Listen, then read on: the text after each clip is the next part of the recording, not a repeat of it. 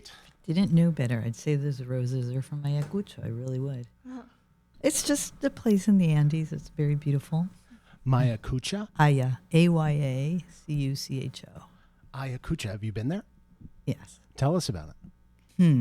Ayacucho I've been to, more than once. I think the most amazing, it's like all the Andes that for the last 500 years have been a combination of European and people that, the original cultures. There's a real mix of the Andean culture and of the Catholic culture. And so the religious festivals are actually very, very local too. And Ayacucho is a very special place to go for Easter. And so, but it was also the seat of the Shining Path during our Civil War in the 1980s and 90s. The seed of our shining path? Of the Shining Path was the Maoist terrorist group that almost took over Peru in the 80s and 90s. So they were, that's kind of where one of their strongholds. Whoa. So it's an interesting place. Wow. And you just flew back from Lima today. Is it all right? I did. And this morning. Okay, wonderful. A straight flight, but thank you for being here. It's not, so easy. It's, I live my life on a triangle of airplanes, flights. So I'm kind of used to it, but maybe, it seems like a lot of time in the air. It's not good on my skin. Well, you look great.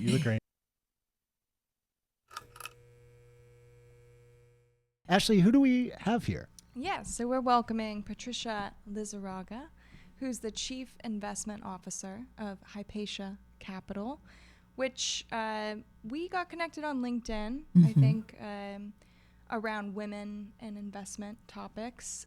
And Hypatia is a platform for women to invest in women CEOs of public companies through an exchange-traded fund called Hypatia Capital, that's right? The Hypatia WCEO ETF. Right. So Hypatia Women's CEO ETF. Hypatia is the name of our firm, and we found it by researching who is the first known woman mathematician and astronomer, and that was her, Hypatia from Alexandria. And our investment thesis is actually that women CEOs in today's market will outperform. It's just harder for women to get there. They have to jump through many barriers, and therefore the ones that make it to the top, really in any asset class, are by definition better than average. And if the average is by definition male, then it is a logical conclusion that if you can just deliver that female factor, you can get outperformance. And that shows up in a lot of research.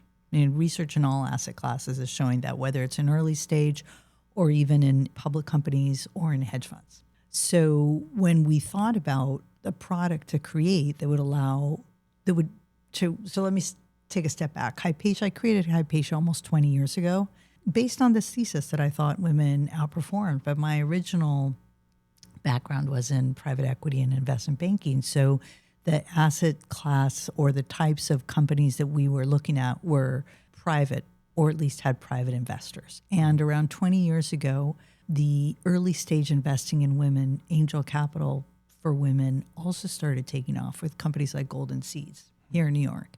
And I was one of the early members of Golden Seeds. And as I saw more data points, I started believing more and more in this thesis, but I also started thinking in the democratization of investing, right? I think that we're seeing a much more retail involvement in investing, but if you want to invest in women CEOs, until Hypatia's WCEO ETF launched 3 years ago, there was no way to do that because you could only invest in early stage, and by definition, you have to be an accredited investor to do that, which means you're leaving out most of the population.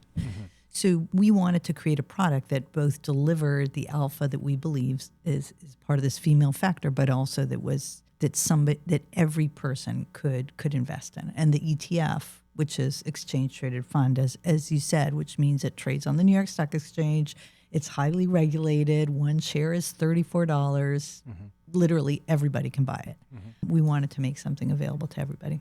Very cool. How would you define conceptually across all dimensions the female factor? What is the female factor? How would you define it, maybe generally, but also specifically in a business sense? What makes female CEOs excel? Honestly, I'm not sure that there is a female factor. And I believe that human beings are a spectrum of experience. There are some ways of being that are traditionally thought of as more male, and there's some ways of being that are traditionally thought of as more female. And in this isn't not just in the Western world, and Eastern philosophies and Andean philosophies, in all philosophies, there's that spectrum. So I think that people lie somewhere. It could be that most women are one way, but you have outliers. And we have over 155 companies that we're invested in. There's about 155 publicly traded companies in the United States that have over $500 million of market cap and have a woman CEO. And we're invested in pretty much all of them. Wow. Right? Cool. So when you try to say, what do all these 155 people have in common, you start seeing all kinds of stuff. And people ask us, are they in one industry more than another industry? And the answer is yes. There's more women CEOs in consumer. There's more women CEOs in healthcare. And where there is percentage-wise, the most women CEOs is actually in biotech. Interesting. Now, when we deliver the female factor, we have to eliminate the industry factor, because if not, you would be investing in a consumer / healthcare heavy fund. And we just wanted to distill and deliver the female factor. So our fund actually eliminates industry by matching our industry weights to its benchmark. Having said that, there is data. Now we have 2 data points that shows that women perform even more during or coming out of crisis situations. So in the recovery post-COVID period, which is before we started trading, but our data set goes back that far, women-led companies way outperform. And women-led companies also had a huge uptick right after the tariff troubles started. Interesting. Tell me about maybe some of the day-to-day conversations you're having with, do you get, when you're about to get on your flight back from Lima, are some of these CEOs texting you saying, hey, I'm thinking this, or what's your day-to-day engagement with this female factor and the practicality of engaging with these female CEOs? So the practicality is we actually don't engage with them very much because we're a tiny fund. And this is our problem, right? Okay. Even though we have this we think it's a great idea, and 2025, we had 370 basis points of outperformance versus our benchmark, which is the S&P 600. I mean, that's a lot. Cool. Because, and I think this is what I love about what Good Standing is doing, because there's so little visibility of what we're doing, it's really hard for us to get assets. So if you think about it, we've got 155 companies. Our biggest positions are going to be a little bit over 1%. Oh, okay. So we might have $50,000 of investment into, AMD, which is, worth hundreds of billions of dollars. So, so that CEO may not engage with us. But maybe in early stage investment conversations, you're looking at some of these companies. Are you, to whatever degree, I guess I'm spreading it across, let's say 155 companies, there might be interaction just from probability. I'm curious. Sure, there are. And as a matter of fact, at one point we are partnered with a company called Athena Alliance to interview the CEOs for her network. And so we have interviewed, double digits. It's just fascinating because the career path, there's a lot of research that talks about this. The career path of women CEOs tends to be less linear than that of male CEOs, right? So many of these women have really different and interesting stories of how they ended up in the industry they're in the positions that they're in, and it wasn't a straight and narrow path. So there's some good stories. Well, now I have to ask about yours. Why don't you take us to this moment? Maybe take us back as far as you'd like to go, and why this was important for you, not just to arrive at this particular company. You've been you said about 20 years sort of building this particular thing, but take us back to your interest in math and business, finance, et cetera. How did you arrive in this realm? And then we'll go back into some of the nuance here. Sure. So I math, it was always easy for me. I'll be honest. Since I was a child, I loved it. It was my favorite subject. And when I got to college, I wasn't going to be a math major. That wasn't of interest to me, but I discovered economics as kind of there was some math in there, but it was also social sciences. So I started, picked it as a major. And then I was really lucky to be at Yale the first year that Dave Swenson got there. And Dave Swenson, for those who don't know, is kind of the father of institutional investing for endowments. And he had just taken over the Yale endowment, and he decided to teach a survey course. And nobody took it seriously. It was called Stocks for Jocks. Oh, that wasn't the official name, I would have been in there.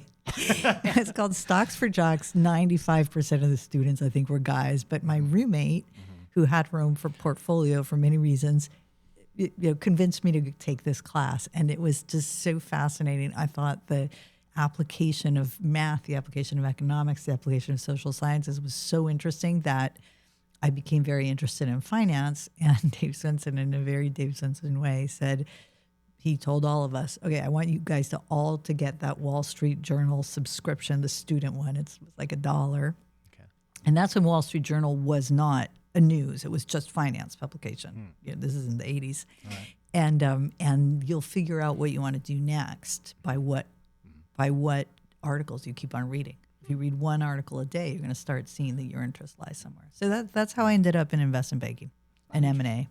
Nice. And did you yourself feel like an outlier, even in that classroom, that little microcosm? Did you feel like your representation as far as gender was completely skewed? I mean, Stocks for Jocks, or did you have maybe some female allies in the class, or what was that like, just that class? Well, did he kind of see you? Did he kind of single you out? And did you have a nice professorial relationship with? He did, because I took the class with 2 of my 3 roommates, and we sat in the front row every day because we thought he was so cute. We thought he was like probably 30, but we thought he was so old. Yeah. We're like, God, he's so old. Yeah. He's probably 30. But it doesn't matter. We're going to sit in the front row. And he, David Swenson passed away a couple of years ago, but he was a jokester, and he had great stories and great jokes. So he would always tell jokes and people would laugh. But if it was a bad joke, we would just look at him and be like, yeah, you dropped the ball on that one. And so he would comment. The girls in the front row did not like that joke. So it's like, and back when now there's not as many situations where there's really very, very few women in the room. The CEO role is one of them. Yeah. But back then, it was, it could be fun and celebrated. There was.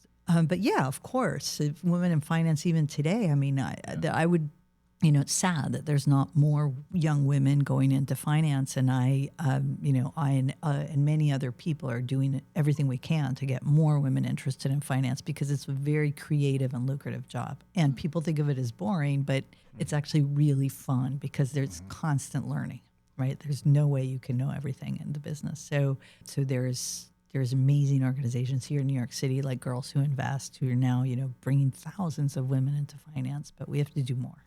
Very cool. Well, when you were working on the street and, maybe in the beginning of your career, did you perceive that there was an advantage or disadvantage? Did you have some of your own experiences? Was it both? Can you tell us a little bit about that? And also, do you think it pushed you to be more entrepreneurial, being a woman, because of maybe perceiving that it is different, especially back then? Sure. So I've always thought when you're in a difficult position, your survival instinct kicks in and you don't really see the dangers of where you are. And it takes decades later to see some of the decisions you made because you were in that, yourself recognized that you were in the precarious situation or difficult situation and acted in a way to protect yourself. So I think when I look back, I see much more danger. And when I was there, I think I was just acting all the time to try to make sure that I survived and thrived and as well as I could. But I will, we laugh about it. After business school, my first investment banking job was at DLJ, which, now I don't think monkey business, the book, is a thing. But 20 years ago it was, because it was a cowboy environment. But people who worked there loved it, including me. But I remember that the women weren't allowed to wear pants when we got there. It wasn't allowed. And so there were a few bankers and we're like, wait, we want to wear pants too. That's not fair. Yeah. So we went to Vince, who was the chief operating officer, and we're like, Vince, we want to wear pants. Wow. He's like, oh my God, you guys want to wear pants? This is like 1993. This is not the 1920s, right? And I'm like, yeah, we want to wear pants. He's like, okay. You can wear pants, but the secretaries which was, the name back then, and now it's administrative assistants, but there's no way the administrative assistants, we can't allow it. Wow. So the bankers, we said, no, we're going to stand in solidarity with all of our female, workers here until you say we can all wear pants. That's right. And so they decided that it was okay, that we could wear pants. Wow. Wow. And you think about it, and we thought it was fun, and we were just, joking about it at the time. But if you really think about the fact that they would say, no, women can't wear pants at the office, that's, yeah, you can say that here. That's good.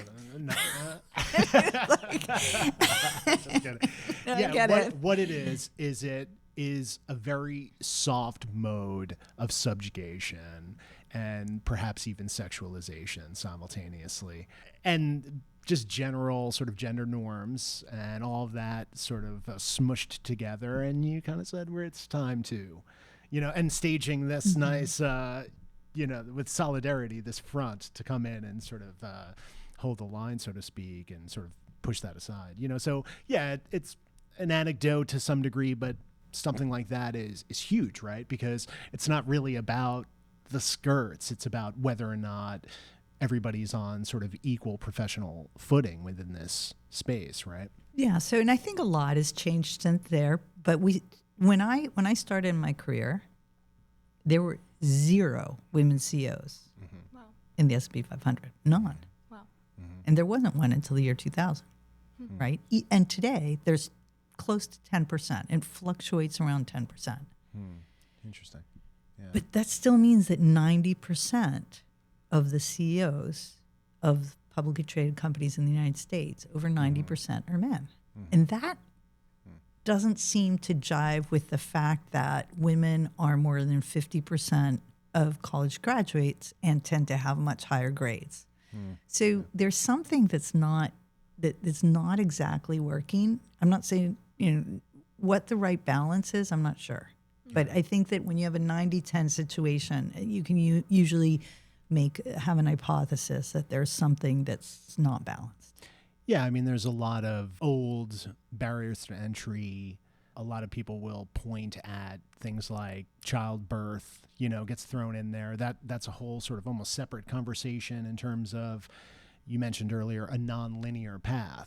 If you're going to mention the female professional experience being nonlinear, the follow-up question is, well, why is that potentially the case? And this is something that's constantly improving in some areas, sometimes getting worse in other areas, what it means to have a child and make that sort of decision, right? And also men, and yeah, to speak to the spectrum, I do want to be sensitive to this notion of, birthing people to, respect to people who are not playing by sort of traditional sort of gender norms and stuff like that. Let's be clear about that. But I think with COVID, you had work from home. We're well into the sort of laptop warrior component of what work means to so many people, and especially the 21st century. But getting out and going, and or even people who liked getting, in their pants and going, or in their suit and going to the office, so much of this has changed culturally due to technology and just shifting sort of culture and all these things. So I think that was rough for a lot of men coming out of COVID to sort of reevaluate what it means to go to work. You know, a lot of people who are in their blazer, but like also in their boxers, a lot of those people got caught. You know, it's like, sir, I know we said you can wear pants, and this is one of those occasions. I know you're on a Zoom call and it's from the waist up, but pants, put them on, please. Right? You know, a lot of people messed up with their pants situation on those Zoom calls. All right, whatever. The fact of the matter is women CEOs today outperform. If there were no barriers, my investment thesis wouldn't work, because our investment thesis is women outperform because of the barriers, not because of any particular female or male trait. Okay. Right? So that's really important to understand. So if those barriers go away, so it is the sort of crucible, the baptized by fire, the fact that they have to sort of deal with these things and sort of engage in this way. There's these potentially extra dimensional elements. The resilience. Okay. It was one female CEO who was actually she was the chairman of Fidelity in Europe, actually put it as it's resilience. If you want to define what you're trying to say, that women have greater resilience, but I don't think it's women by definition have greater resilience than men. I think the women CEOs have greater resilience because that's how they got there. So I'm a real believer it's that the barriers is what are currently, creating that alpha.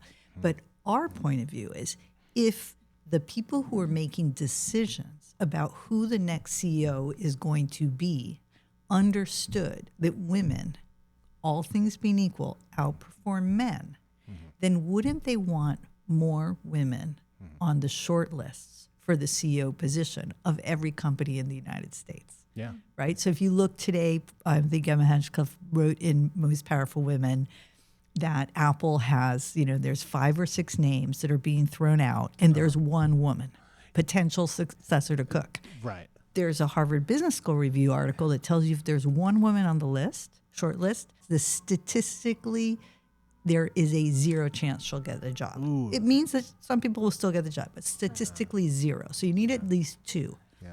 You look at JP Morgan, on the other hand, and whether you talk about potential successors to Jamie Dimon, there's a few women in there. So there's a much greater chance of that happening than of Apple if they only have one. Statistically, it's 0. But our point is, if the WCEO is showing that women CEOs outperform men CEOs, all things being equal, then if I'm on the board of directors of a publicly held company, my fiduciary duty is to make sure I'm getting the best CEO in there.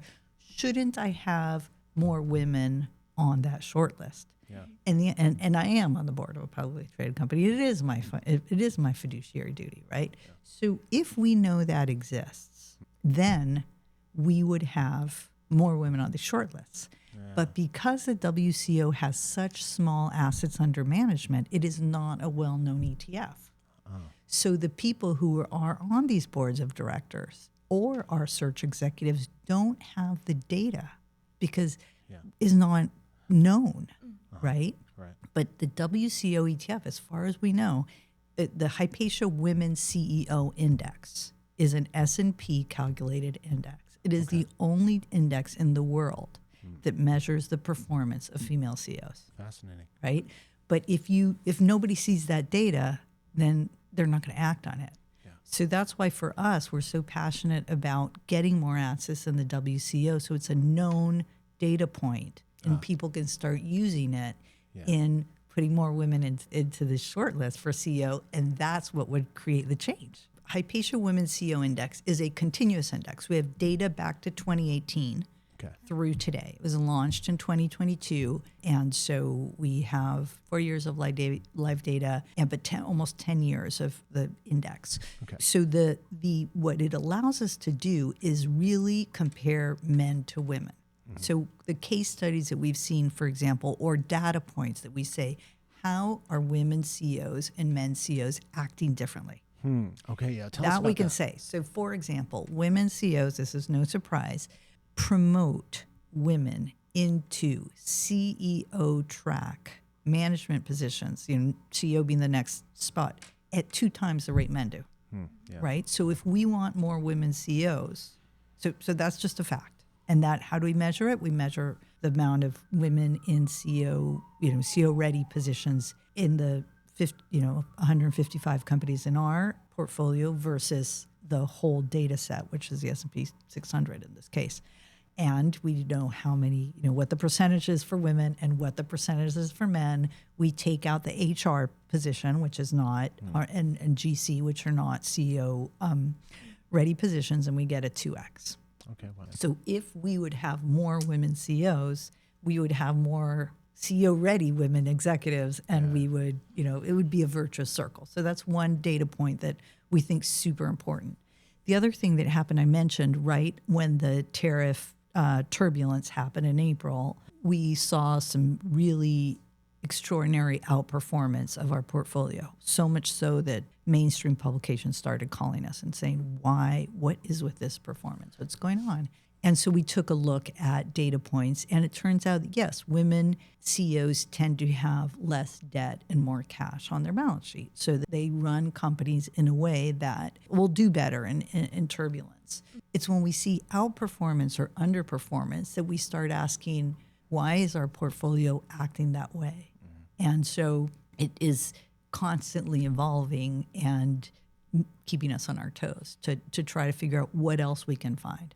Yeah, it makes me think of the women in the pants story and talking about what might it be like to have to do all these extracurricular activities other than just doing your job, and what that sort of fosters in terms of entrepreneurship, which is not just doing the job and following maybe a linear playbook, which is how business is maybe taught, or that's been the culture of business in the past.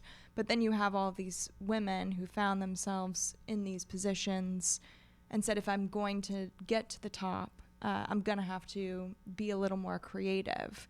And so over time, not only are you developing resilience, but you're actually developing intelligence about how to adapt and intelligence about how to foster community around that adaptation. In the pants story, that's a great example of like, well, we won't do it if we can't get all the women involved, right? You probably had to build a lot of goodwill around that change. So I wonder if you have some stories yourself, or maybe someone like, what was it like for you to develop the spirit of entrepreneurship yourself? And do you think that's true? Do you think that women who make it to the top are developing a different skill set than other maybe male entrepreneurs in the past who were just kind of following like a linear playbook? Do you think there's something there? So I have two. I want to address the entrepreneurial question, but I also want to address the motherhood question, because I think it's a really important one. And I have a 20-year-old, and she's in college already. So whatever is going to happen. But I have some ideas. So first, the entrepreneurial. I think I was born thinking, if things aren't the way that I want them to be, it's my job to change it, right? So if the world's not acting the way I want, my earliest recollections are in high school, where there wasn't a sophomore trip. There was a junior trip and a senior trip, but I was a vice president when I was a sophomore. And like, who knew if I would get elected when I was a junior? So like, we're doing a sophomore trip too. And so we had to get president of our class, who was good, one of my better friends. We figured out we would do a camping trip, and we somehow got parents to agree to this, to let, to 15-year-olds, I don't know, 50 of us go camping. We got security. We secured the lifeguard, but his dad ran a bank, so that was kind of easy. But we got the lifeguards to be 24/7, and so it's about wanting something to happen and it not existing. Can I make that happen? And what happened at work was I got sick of having. Well, what happened is I finally had a female client in like 2003 or something. Okay. It was the first time I had a female CEO client. She was French. And I loved it. I just thought she checked so many boxes. And I said, okay, I want more female clients. And I knew I couldn't do that in a corporate environment. So if I wanted to build a firm where I had more female clients, I was going to have to be very directed and find those female clients. So I decided, I can do this. I can get enough clients to build a business. And off I went.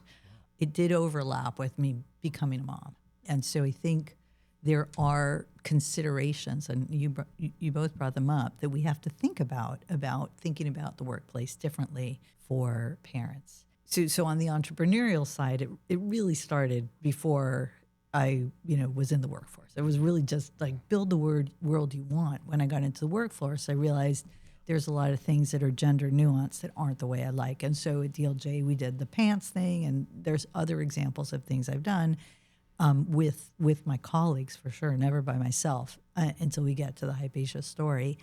But I think, one of the things that a data point, and this is the first time I'm talking about it publicly, because I've talked about it privately, but it's a story I want to write, which is there, I believe, is a false narrative saying that that there's a choice between being a mother and being a top executive. And I believe that's false. And I believe that, in fact, we have the data. And we've looked at our 155 CEOs, and the vast majority of them, in the 90th percentile, in the 90 percentile, are moms. You are not choosing one or the other. It is possible, and you are more likely to be a CEO if you have kids than if you don't. And that's the article I want to write. Great. Because I think it's really important to not give our young girls the idea that they have to choose and that one is better than the other, because it's a false narrative. Right. Exactly. And so that's an op-ed I'd like to write. That's great. Well, you got to write it. Come on, editors. Maybe the Wall Street Journal, now that they're inviting in, maybe like a beautiful op-ed with some real sort of data points. Who knows? Yeah. Or anywhere. Who knows? Yeah, no, I'm definitely, and it's been brewing for the last few months for obvious reasons. We all know what's going on in the news, and it's something that I think that is really important. Yeah. Messaging. Well, I grew up with a boss mom. She's a lawyer, and she's like a real estate corporate lawyer. I grew up in the office. I grew up, I think, benefiting from her sort of paving that path similar to you in the environment, which was male-dominated. She was a female lawyer in the South, the first female partner in her firm. So the first child in the office who was hanging out. And I think I benefited from being a child of that and seeing that it is possible to be, female boss, entrepreneur, mom, all at the same time. So I think for me, it was never abnormal to think in that way. But I do think for the rest of the public, you're totally correct that a lot of people don't perceive that those things can be so easily interwoven. So I think, now we're in this situation doing it. And I think that being an entrepreneur and being a mom, and maybe you can speak to that next, it actually blends very well, because a lot of people become entrepreneurs because they want to be in charge of their time. There's also the fact that they want to create something that doesn't exist within the world. I think that really has to be there if you're going to do something that's challenging. I'm not talking about the entrepreneurship of like open a laundromat. I think has much more to do with your time. There's also the entrepreneurs who are like, I really want to see some change within the world. But what's shared by both types is wanting to be able to be in charge of your time and your schedule. And being a mom, being, a family, being able to be in charge of your schedule is a big deal. It changes the nature of which you're able to even think about having a kid and, having a family and being able to spend your time that way. So I wonder if you had some experience like that as well. So my mother did not have an office. So she was an artist, so she was a writer, so she was intellectually developed, but she wasn't necessarily in an office environment. And so but I wish she had been, because I wish I would have had access to seeing what that was like. I think that, whenever it was started, Take Your Girls to Work Day was a really powerful thing, because I think to see it is to understand it. And I think that I agree with the statement very much that if you want to see a world different than the one you're living in, that entrepreneurship is often the path available to you. And I think that that's what drives at least many of the entrepreneurs that I have, as opposed to let's find a more flexible situation. I think that the reality in the world of not being in the office 24/7, COVID gave us that gift. Took away a lot of stuff, but it gave us that gift of people understanding that there can be productivity without being in the office. But I also think there's a reality that being in the office makes connections, and that's what creates promotions. So I think that we need to be very thoughtful about how we encourage young women to understand that it's really important that those connections in the office are really crucial to furthering your career if those are doors that you're going to want to keep open. And I think that you may or may not have seen the last Lean In, report, which everybody was up in arms about, and rightfully so, which talked about the lack of, it purported that women have become less ambitious than men. And it was really, people are like, did they do that just to get eyeballs? Because that's just. Probably. Yeah, probably. That's just not true. That seems, I know we were talking about all these quantifiable metrics of performance, and yet you hear this and it's like, well, if more data is emerging, that seems counterintuitive to this emergent data that you've even been speaking to. So how does one, people can go look this up, and I think he was just kind of having a go at it. But Christopher Hitchens, the late Christopher Hitchens, wrote, I think, a big Vanity Fair feature where the headline was "Women Aren't Funny."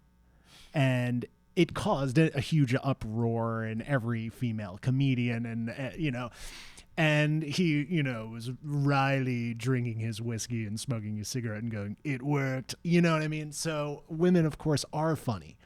But then he posed all these sort of evolutionary things. Is it the man's job in heteronormative relationships to get a woman to laugh? And is the onus on the man, a little bit more intense in terms of that at an evolutionary standpoint? I'm thinking of the bird of paradise that has to jump around and put on a nice little dance to earn the right to mate. Anyway, the point I'm making is there is this somewhat silly precedent out there from years ago that women aren't funny. Of course, women are funny. And yet it was compelling. From this evolutionary place. And it caused, the exact sort of discourse that Christopher Hitchens likes and was looking for, a little, informed, but also a bit, insensitive and et cetera. Right. So there's a precedent for that sort of journalism.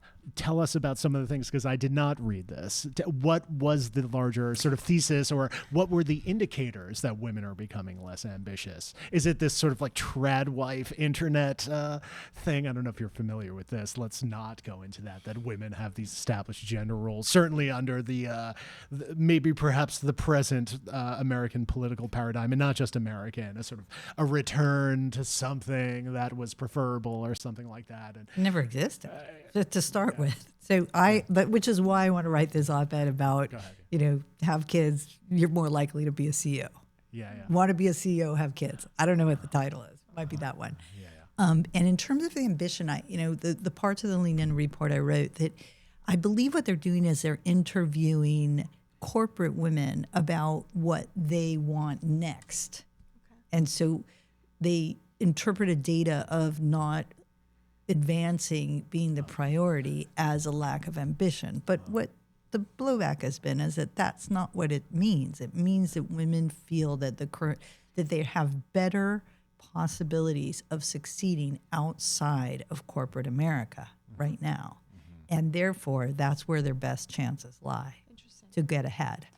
That's how other people have interpreted, and we see plenty of data from places like Chief. Chief is a women's network, and it has a clubhouse here in New York, talking about how they've seen this huge inflow of professional women opting out of traditional corporate roles for more portfolio situations or fractional situations because the norm isn't working for them. Right. So I think that that's been the response to this year's Lean In report. And people are pretty upset about it. People in these, in kind of the female-focused professional circles. Do you think what that means if women sort of exit the corporate sphere and they're going into different sort of smaller companies or startups or freelance even, do you think that there'll be then after they kind of develop some unique skill sets and build a reputation for themselves, get some more leadership over there? Do you think they'll like re-enter the corporate world at like a higher position? Do you think that's also a trajectory that will happen? That would be hopeful, but I haven't seen a lot of data points there. I think that what will happen is that the rate of change that we've seen in women entering higher executive positions has slowed in the last couple of years. And I think that that will continue to slow because there will be very talented women that will exit for entrepreneurial options. And we know that those are, that the probabilities of being successful are lower. So I don't think it's great. I believe very much that the corporate world, I still do, would do itself a favor by treating women better because they'd make more money. Right? Yeah. If you're losing half of the good talent, you're not keeping the best talent. Yeah. That's just a fact. Yeah.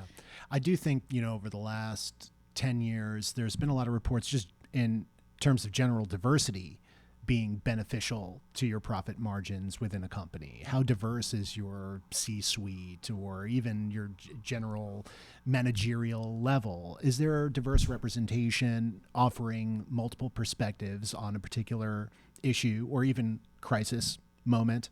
So yeah, just general diversity, not just sort of women. We don't really like talk about like movies and stuff on this podcast, but I can't help but think of two recent films that addressed what it means to be a female CEO. And I don't think they're necessarily both drowning like in the male gaze or anything, but there does seem to be a hefty dose of like male anxiety and perhaps a bit of projecting on what it means to be a female CEO. One was recently Nicole Kidman. What was that one called? Do you remember that one? I remember the movie. I don't remember. Nicole Kidman is a CEO at a high-powered sort of like robotics meets distribution company, and she has a kind of naughty, slightly kinky affair with a younger male intern who's very sort of domineering and smart. And a lot of women were a little upset about this. Like, here's Nicole Kidman playing this high-powered CEO, kicking butt, and yet so easily succumbs to the seduction and manipulation of this young, dominating intern, this male intern.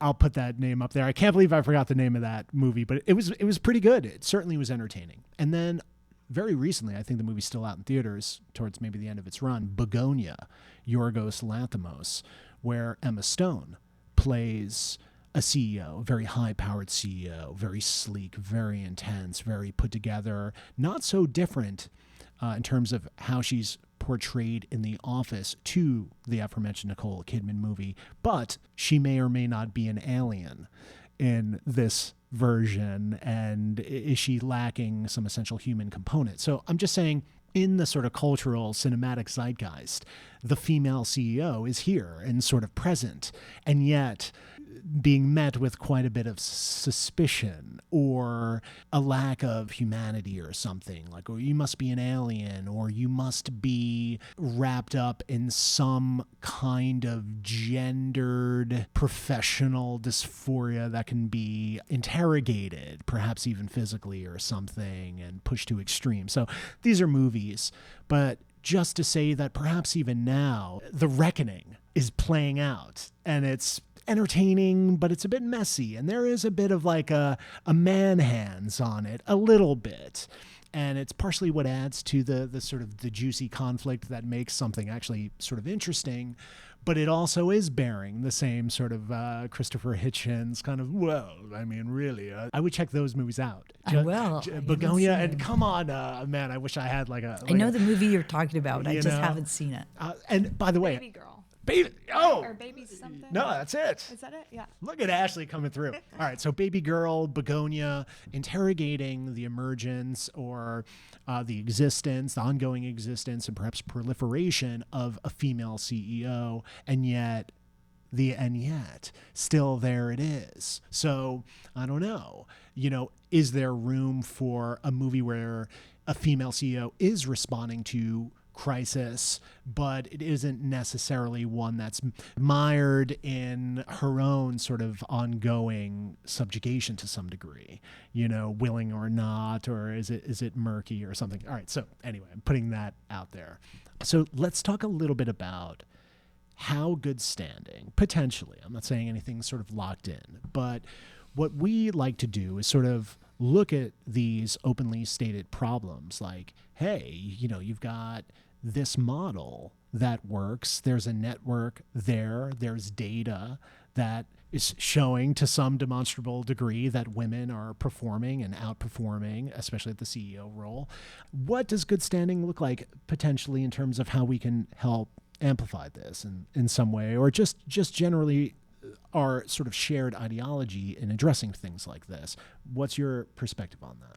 Yeah, I think we were talking about maybe something like a Hypatia Capital badge to help unite people that were already, found you and are probably proud to be part of this. I'm calling it a platform, but, fund, but proud to be investing in this way. But also because they want other people to know about it, and because if more people know about it, if more people do it, it can actually create this type of change that you're discussing. Maybe then corporations start to say, hey, there's actually a whole thesis here. Maybe we should look at our leadership structures and see, are we actually respecting the idea that there should be more women leadership? Are we actually creating a culture for that? So the types of campaigns that we do help drive attention to the real underlying issues, but through something that's both simple and practical, like you can become an investor in this ETF, but at the same time, you can share on social media why you're doing this, what type of change this can create, and can that type of social media campaign lead to a greater participation in this conversation, in this access to this data. So that's one thing I think we could do. There's probably other things too. I don't know if you've had any ideas. Yeah, well, I love the idea of sharing actions that one's taken. I invest in women. How do I do it? You put it on LinkedIn, right? If you look at a lot of investment communities, female-focused investment communities, Golden Seeds, Portfolio, How Women Invest, and there's many of them, people will put it as a job, right? Investor. Yeah. Even though, and they're proud to have their professional community know that they back women entrepreneurs. So I believe that that's something that is positive and really exciting. Like the idea that there's a Hypatia nation out there that wants everybody to know they're part of it, and anybody can do it, right? Really, anybody can be part of it. Anybody can invest in women with $34. They could lose all $34 if the world blows up, but I think that the risks are controllable. I think there's also a next step that is still kind of bubbling up, which is the idea of advocacy at the investor level. And we started to talk about it, and I have a program in mind, but I think it's still bubbling up, which is, women by 2030 are going to control more than half of the wealth assets and household wealth assets in the United States. Right. That's happening. The great wealth transfer is happening. But even today, they own trillions of dollars of equities. But why aren't we using that voice? If they're your shares, it should be your voice and your impact. And that's the name of a nonprofit that we've started, and we're still working on the programming, which is really about engaging shareholders with their representatives at the corporate level. Yeah. Right? Yeah. If you want something, you might write to your congressman. You might write to the mayor's office. You certainly will call the police if somebody's dog is barking all night. Like, can you ask them to give? I don't even know what you do with that. Well, this is New York. That doesn't happen. But somebody didn't take out their trash. You call the trash collection agency and say, why haven't the trash been picked up? Because you own that. You're paying for that service. If you buy a share of SPY, right, you're invested in every company, the largest 500 companies in the United States. You own a little tiny piece of them. Is it your right and responsibility to say, hey, maybe you don't like the way you're doing this? Could you do it some other way? Oh my God. I mean, listen, that is Ashley's main thing. Ashley, just go off a little bit. That's a huge thing too. And being open about it, because there's a lot of economic instability and uncertainty. You mentioned the tariffs in April. Some people were able to kind of the investor class, meaning people who are actually investing, right? Because there's a huge portion of society, male, female, whatever, who's not even engaged in the financial sector at all. They're getting their paycheck, sometimes living paycheck to paycheck, a term we've been hearing for years. It still exists. A lot of people are more strained than ever. But yeah, I mean, just sort of in some of my circles, I see people are like, I surfed that tariff stuff to the moon, and other people, businesses, even investors, sometimes both, were severely and are and continue to be severely affected by the tariffs.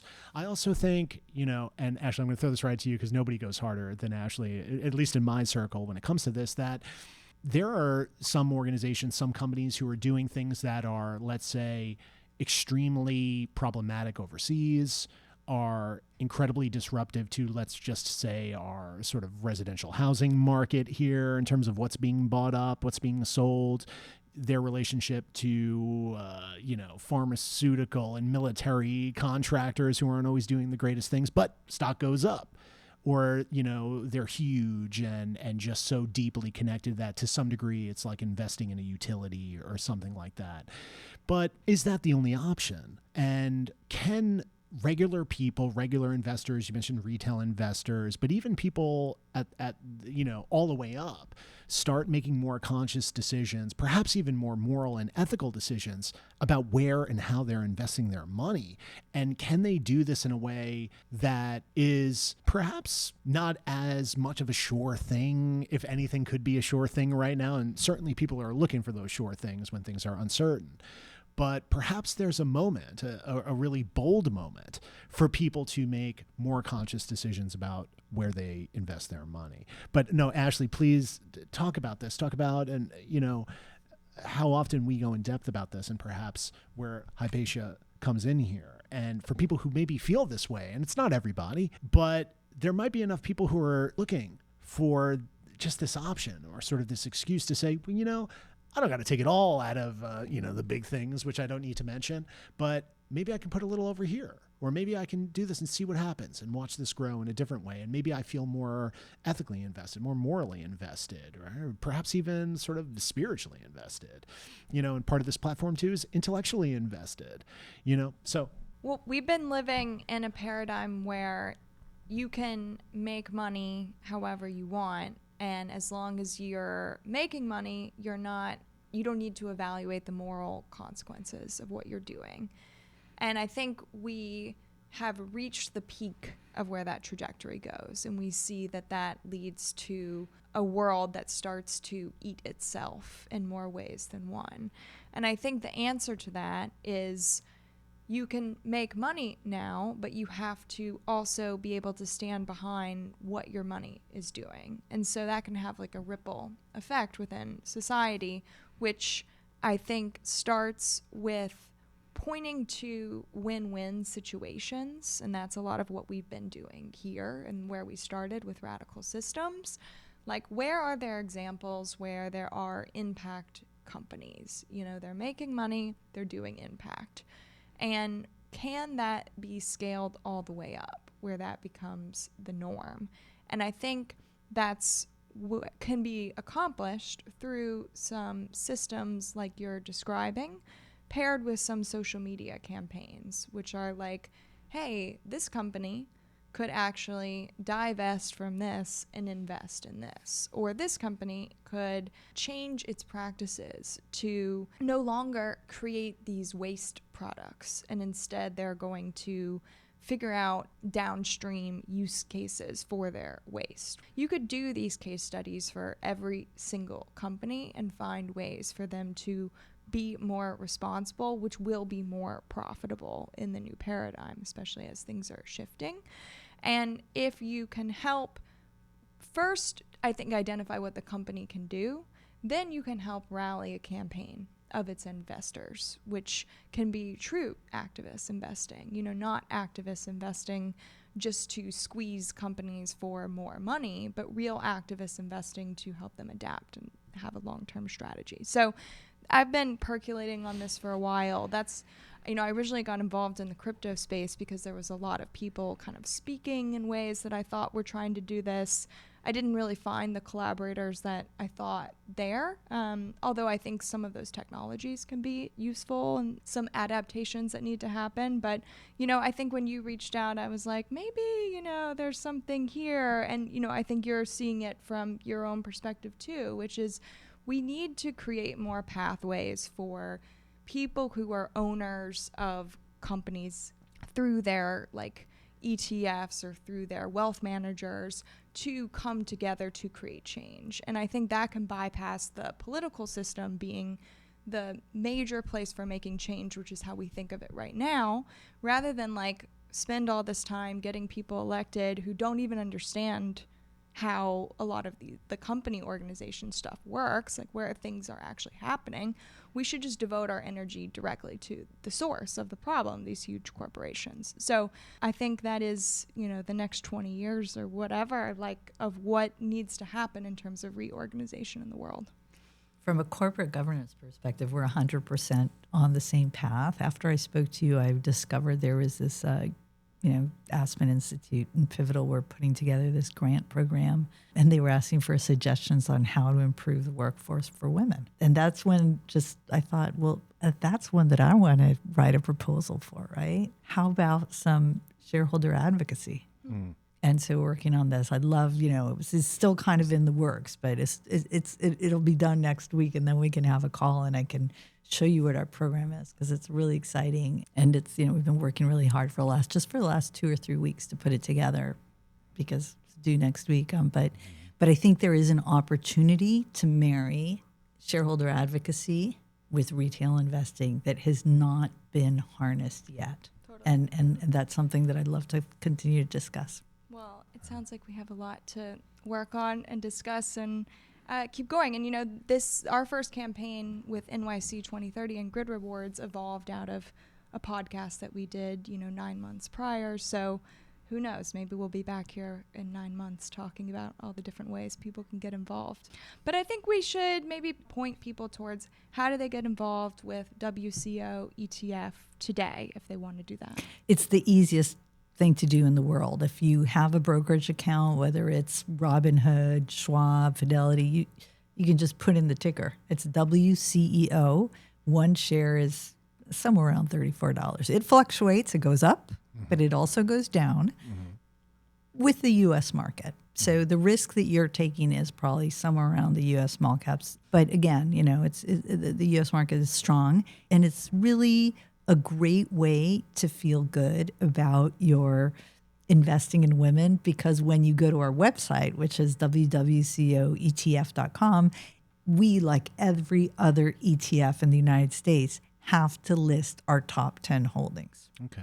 But as far as we know, we are the only website that has the pictures of the CEOs next to the ticker symbol. Interesting. Oh, wow. So you go on and you see what your holdings are, and you see that they're all women, and it's very visual, and it just makes you feel good, because when you look at your SPY, which you probably have some of, your top 10 holdings are the Magnificent Seven and 3 others, and those are 100% men, right? So if you bought, one share of each, your world, your investment world would be 50-50. I'm thinking of Hypatia. You mentioned Athena. There's real goddess energy. I feel like that needs to be nurtured too. Working with powerful, intelligent, generous, kind women makes you better. You know what I mean? It makes you better. And, respect to the bros, but it's not the only game in town. And I think there is a sort of global impetus to sort of connect to a feminine energy. I think sometimes that gets hijacked, political elections and stuff like that, where we kind of lose some of the practical things.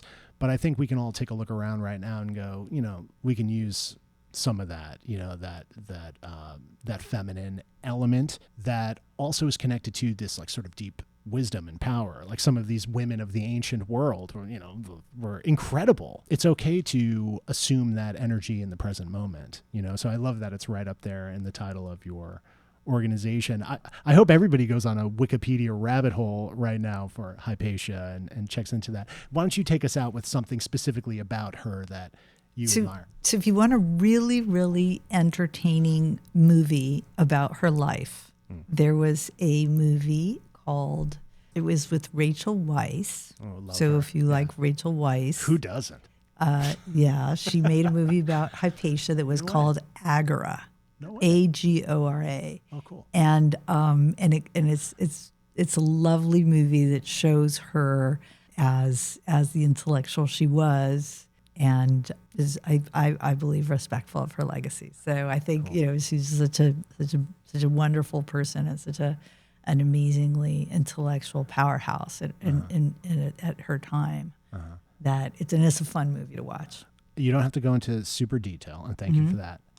And, this is a little personal, so you can shut it down. But you mentioned your 20-year-old daughter. You don't have to go into all sorts of personal specifics. But do you have conversations with her about maneuvering into the professional realm? And do you see that the universal CEO gene or something in there, that thing that perhaps transcends sex and gender, that thing that maybe would compel somebody up there? Or do you put your heads together in terms of what that is? Is it too soon? Or give me a little bit about that, some conversations with your 20-year-old daughter as it pertains to the professional realm, maneuvering, potential obstacles. So my 20-year-old daughter, who obviously I adore, is one of these people that is the calm around the storm, right? So she, an example, when she was in her early teens, from 5 years old to 14, she was on a very competitive synchronized ice skating team. Oh, wow. Which is, 16 little girls. Wow. Ice skating and having to do the exact same thing at the exact same time. It is a high drama group of people. And I was almost like a dance mom.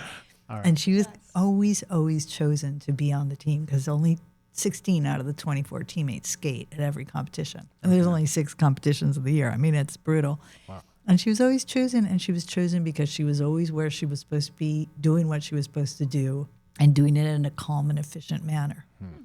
So what I have always told her is whatever industry you go into, it is your strength that's going to take you to the next level, and you're going to be able to go as far as you want because you will be that person where the boss is like, I need somebody to get this done.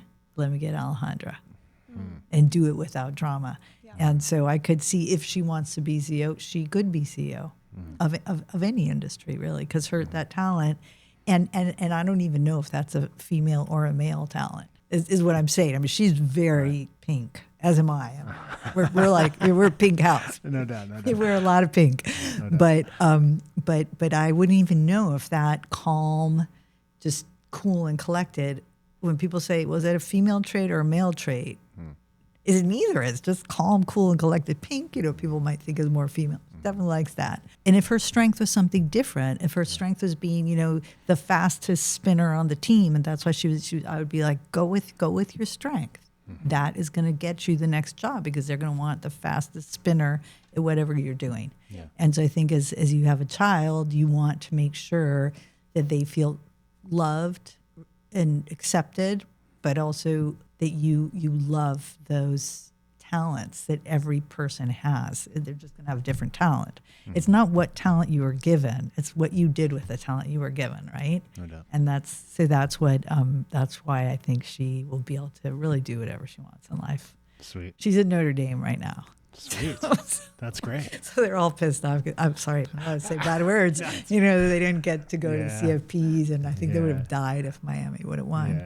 Yeah. Because Miami won instead of Notre Dame. So but she probably went to a bunch of great games, though. Did you get to go to a bunch of the games? I haven't yet. I plan to, but yes, she has gone to quite a few of them. Okay. All of them, I think. Sweet. She's been able to. So Sweet. She's a fun living, and it's a great. It's a lovely school. What do you think, Ash? Very nice. Well, thank you so much, Patricia. We're looking forward to whatever evolves. Excellent. Yeah. And congrats on everything thus far, too. Thank you very much, and congrats on this. I just love what you're doing. It's super cool, and I think we'll have a lot of things to collaborate on over the years. Thanks so much. Thanks. Thank you.